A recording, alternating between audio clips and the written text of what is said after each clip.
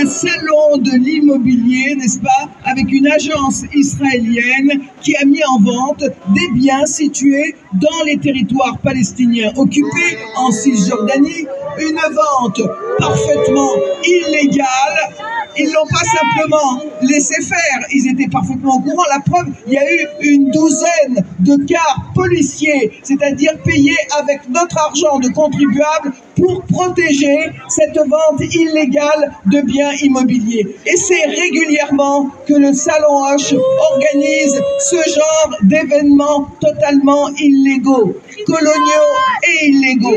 Donc, il va plus falloir laisser passer ce genre de choses. Cette fois-ci, il y a 5 militantes courageuses qui ont été mettre une petite flaque de peinture rose lavable devant le Salon Hoche. Eh bien, elles se sont fait embarquer. Elles ont fait plus de 50 heures de garde à vue et à la comparution immédiate, on n'a jamais vu ça, c'est le parquet qui a demandé le renvoi tellement leurs accusations étaient hallucinantes et qu'ils n'étaient pas capables donc de justifier cette garde à vue. Donc, nous serons d'une part à leur procès, présents à leur procès le 20 mai prochain, puisque c'est reporté, mais d'ici là, nous ne laisserons pas les salons Hoche tenir un nouveau salon de la colonisation, salon illégal, d'accord? Salon de colons. Ah bah, les salons de colons. Ah bah, les salons de colons. Ah bah, les salons de colons. Ah bah, les salons de colons. Ah bah, où tout le monde demande l'annulation, mais sauf le gouvernement, bien entendu. Alors, ça, c'est pas possible, de la même manière que les seuls qui sont réprimés sont pas les gens qui sont dans l'illégalité, sont pas les gens qui font l'apologie de crimes de guerre en permanence, sont pas ceux qui bloquent l'aide humanitaire, comme les franco-israéliennes qui font des vidéos pour se montrer en train de bloquer l'aide humanitaire, ce sont ceux qui soutiennent la Palestine. Alors, vous avez vu, par exemple, ce qui est arrivé à Rima Hassan, qui a osé parler de résistance. Vous avez vu que nous avons notre camarade Anas Kazib qui passe en procès pour apologie de terrorisme parce qu'il a dit que on soutient que, comment elle s'appelle, Van der Leyen, à la tête de la Commission européenne, soutenait les bouchers. Et vous avez aussi, enfin, et ça continue comme ça. Je veux dire que lui, il passe le 18 juin, mais il y en a plein d'autres entre-temps. Et puis, on vient d'apprendre hier, je trouve que c'est vraiment la cerise sur le gâteau. Vous savez, le gars qui, pendant le sioniste, qui, au cours d'une manifestation, je crois que c'était en décembre dernier, a sorti un revolver et avait d'abord arraché la pancarte d'une manifestante. Lui, il a arraché la pancarte et quand les gens sont venus lui demander, des manifestants, des explications pourquoi il a arraché la pancarte, il les a menacés avec un revolver. Et là, je veux dire, ses camarades ont eu, le réflexe, merci, d'appeler les policiers qui est juste à côté, parce que quand on fait une manifestation, il y a des policiers à côté de nous, qui ont donc arrêté le gars, qui lui ont fait, qui ont vu qu'il avait une arme, qu'il ne voulait pas donner, qu'ils l'ont menotté, qu'ils l'ont mis à terre parce qu'il se débattait, il ne voulait pas rendre son arme. Et figurez-vous que ce gars qui est libre, parce qu'il va avoir un procès le 22 mai, mais en attendant, il est totalement libre, alors que j'en connais qui feraient de la prison pour moins que ça, n'est-ce pas? Eh bien, ce gars qui a un procès le 22 mai, il vient d'aller porter plainte pour agression, ce jour-là, donc que ceux qui sont allés lui demander des comptes et qui l'a menacé avec son revolver l'auraient agressé à raison de son origine, de sa race, etc., à raison de son appartenance parce que il essaye de trouver des choses avant son procès. Mais le pire, c'est qu'il y a effectivement le commissariat du 11e qui a convoqué les deux personnes qui avaient porté plainte quand elles avaient été agressées par ce gars. Comment peut-on imaginer ce monde à l'envers? Comment imaginer que les policiers, je veux dire, on leur fasse jouer ce rôle de venir convoquer et de vouloir auditionner alors qu'ils ont les vidéos, ils ont tout et eux-mêmes ont été sur place pour justement se rendre compte de la situation. Bon, je veux dire que voilà, on sait à quoi s'en tenir, on peut redire Israël assassin, Macron complice. Israël assassin, Macron complice. Il considère que l'État français n'a rien fait depuis que les résolutions de la CIJ ont demandé à ce que tous les États qui adhèrent donc à la CIJ de prendre des précautions pour qu'ils n'assistent pas les génocidaires dans ces actes. Alors ces précautions, ça s'applique d'une part à l'État français, ça s'applique aux acteurs publics, comme ça s'applique aussi aux entreprises privées. Donc l'État français est censé mener des actions pour empêcher d'assister l'État génocidaire dans ses actes criminels. Alors, c'est pas la première fois que l'association Jourdi lance des mises en demeure à l'État français. Ils sont tous restés lettre morte, mais cette fois, je pense que l'association va lancer des saisines contre l'État français auprès de juridictions internationales si l'État français ne fait rien pour corriger sa position. Donc il faut s'entendre maintenant à ce qu'on attaque en justice, que ce soit les États, que ce soit les services publics ou les entreprises qui continuent à collaborer avec les génocidaires. Alors, nous, Association Euro-Palestine, on a déjà lancé des saisines auprès de ces pays contre Macron, contre Attal et ses journées. Voilà. Et on lancera aussi des saisines contre Bayrou et Barreau. Alors, comme vous avez pu le constater,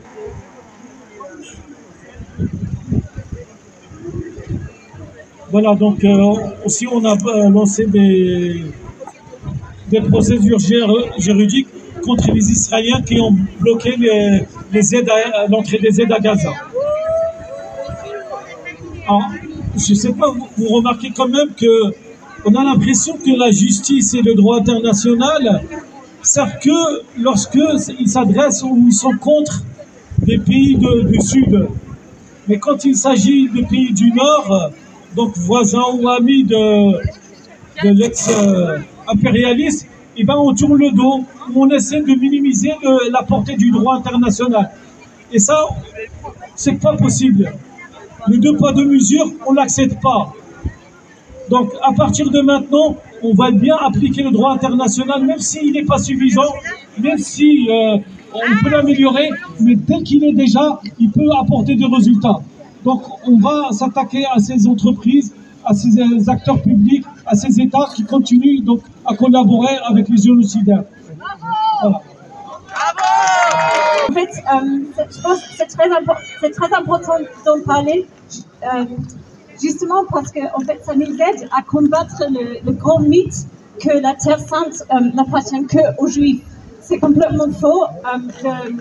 La région de Palestine occupée, Israël, c'est une terre sainte qui appartient à toutes les religions abrahamiques, le christianisme, le judaïsme historiquement, et le christianisme historiquement. Donc, ça, en fait, c'est vraiment une terre qui appartient à tout le monde.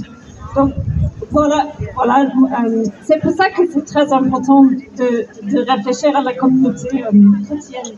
En fait, si on regarde, c'est comme une communauté, c'est en quelque sorte une microcosme de ce qui se passe aux Palestiniens en général. En fait, elle a subi elle a beaucoup souffert.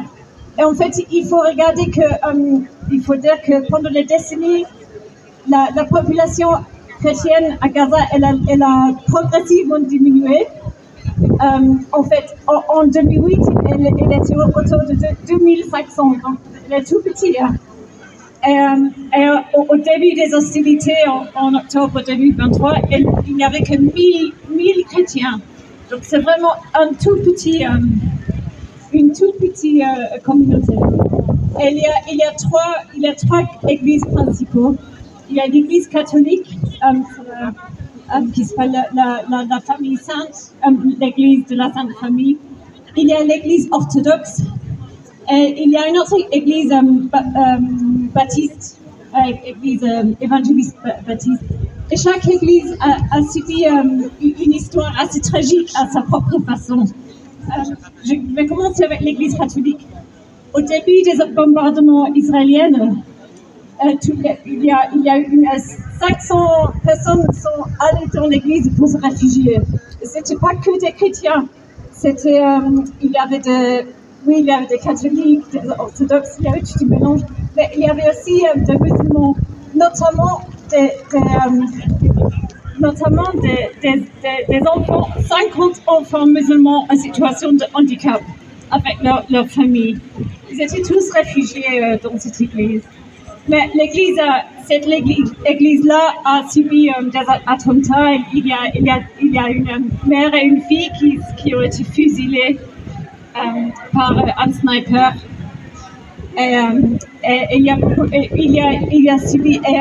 y avait une école aussi qui a été bombardée dans l'enceinte de l'église.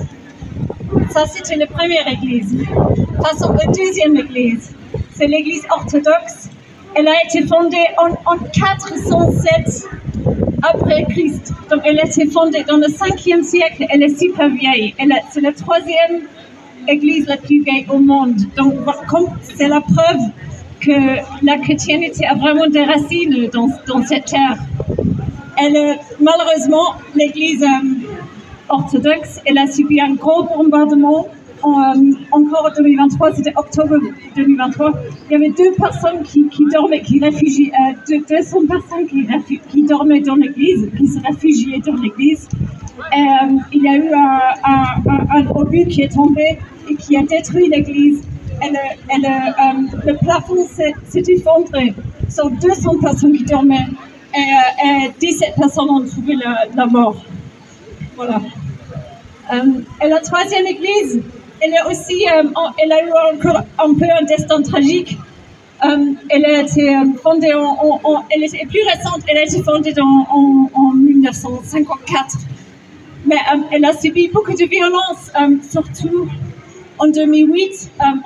Il y avait beaucoup de violences entre le Fatah et le Hamas à cette époque-là. Et malheureusement, cette église, elle s'est prise entre deux feux.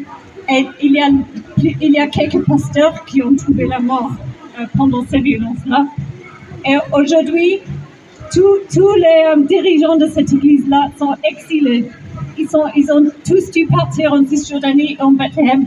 Et ils n'ont pas le droit de revenir.